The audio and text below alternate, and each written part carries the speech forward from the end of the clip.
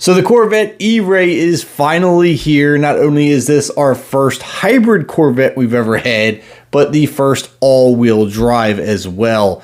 But let's talk about the specs and what we've got here, and I want to compare them to what we have in the Z06 and which one might be better for you. Now, the all-wheel drive E-RAY does come with the LT2 V8 that you'll normally get in the base Stingray. Now, that is still producing 495 horsepower and 470 pound-feet of torque. Now, that is going to be driving the rear wheels only. Now, the front wheels are going to be driven by an electric motor producing 160 horsepower and 125 pound-feet of torque. And they will be driving the front wheels separately than the rear wheel. And what I mean by that is they are not connected. This all-wheel drive system isn't connected to where, say, you have a 50-50 split or a 70-30 split, however that works. I'm sure there is a split number, and I just don't know what that split number is. But that rear engine producing 495 horsepower is all going to the rear tires. And the front motor is supplying that 160 to just the front. So it's going to be rear wheel biased. But combining all that power, we have a total of 655 horsepower and propelling it 0 to 60 in 2.5 seconds. The quarter mile comes in at 10.5 at 130. That is mind-blowingly fast. Now, that is technically a 1/10 of a second faster than the Z06, which came in at 2.6 seconds 0 to 60 and a 10.6 quarter mile. But let's be honest, a 1/10 of a second in the real world, we are not going to notice that at all. It's going to be a neck and neck race the whole way, and it's going to be who left sooner, who got the better jump, and it's really going to be a driver's race. But there are other differences with this car than the Z06. There are also some similarities as well. Similarity, again, is it's wearing the same body. The Z06 is wider than the Stingray, and the E-RAY is wearing the same wide body as the Z06, which also helps to retain that extra trunk space or frunk space in the front of the car where the electric motor is. So that's always a big help. One of the differences is going to be in the suspension setup, because with the E-RAY, they said the suspension was toned down just a bit over the Z06, where they said the Z06 was wound a little tight and was really track focused and I quote, eager to find a fight, where the E-RAY, this is more of a grand tourer, although it does handle significantly well, softened the ride up a little bit to make it more composed on the street than the Z06.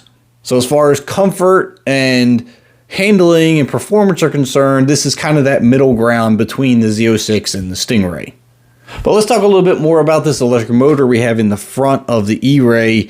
I am not an engineer. I don't know a lot about electric motors. I'm just going to read you the specs that I have found. So if you know more about this, please fill us in the comments. I'm not going to claim to know everything here.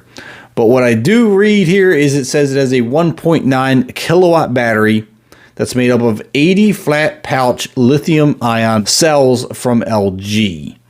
Now they said with the 160 horsepower that the motor makes and the 125 pound-feet of torque, which is routed through an 8.16 to 1 final drive ratio, they're saying the E-RAY would put out a maximum of 1,020 pound-feet of torque to the front tires. Now they're also saying that the battery in the E-RAY will regenerate every time you take your foot off the accelerator. So they're saying that the charge on the battery should rarely ever drop below 80%.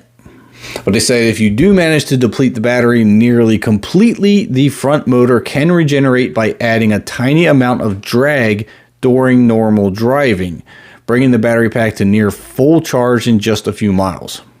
Now, another thing that I think is really, really cool with this electric motor in the front of this car is that the E-RAY has a stealth mode.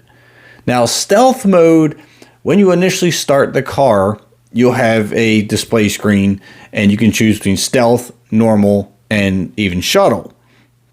If you choose stealth mode, the car will fire up with only the electric motor driving the front wheels. So you will essentially have 160 horsepower front wheel drive Corvette.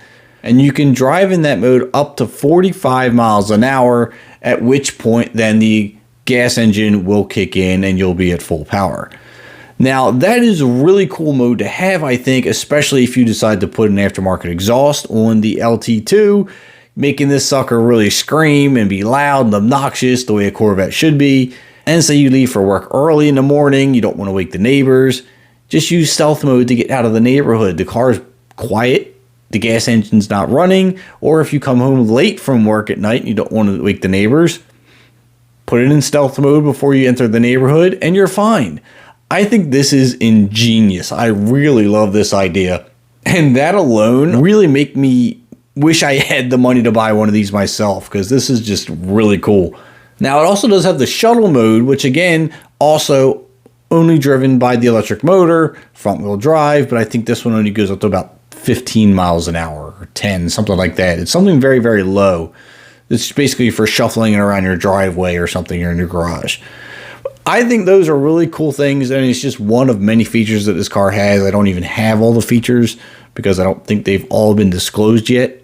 But there are other stats on the car I want to cover, and one of which is going to be the weight, because this is going to be a big question with all these lithium batteries. How heavy is this car going to be?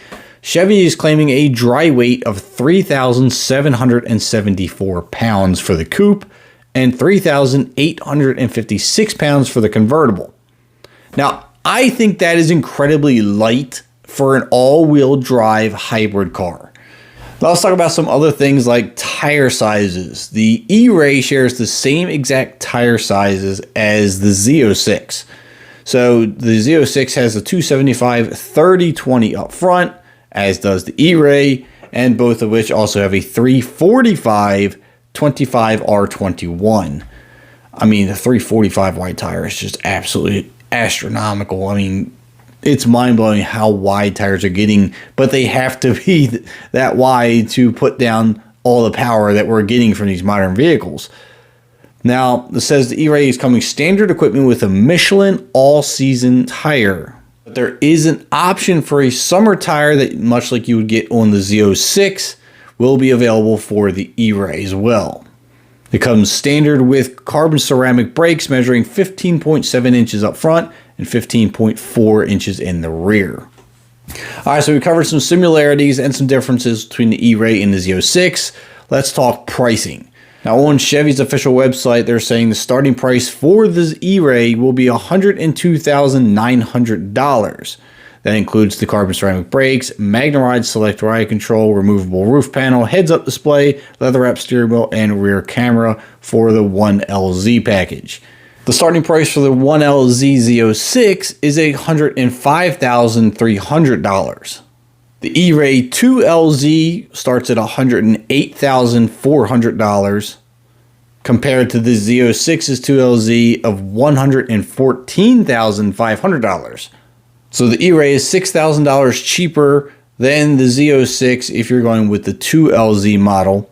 And if you're going up to the 3LZ model, the Z06 comes in at $119,150, and the E-Ray starts at $113,850.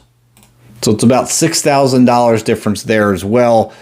It's in the ballpark. I mean, obviously it is cheaper than the Z06. And then I guess it really all boils down to, what are you going to use the car most for? If you're a track racer and you want to hit the track with this thing, you're probably better off with the Z06. The E-Ray is going to be more for somebody who drives it mostly on the street and occasional track time maybe.